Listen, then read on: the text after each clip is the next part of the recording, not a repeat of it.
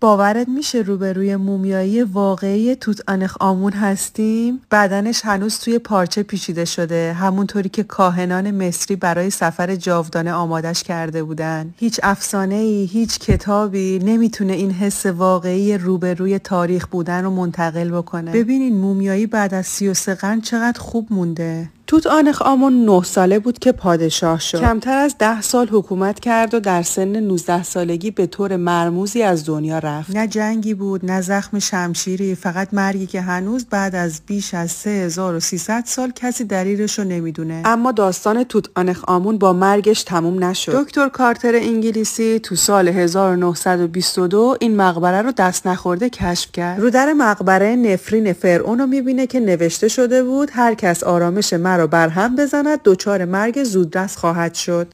از تیم دکتر کارتر همه اونایی که وارد مقبره شده بودن به طور مشکوکی دچار مرگ زودرس شدن. خیلی‌ها عقیده دارن دچار نفرین فرعون شدن. با من همراه باش، جاهای زیبایی از دنیا رو نشونت میدم.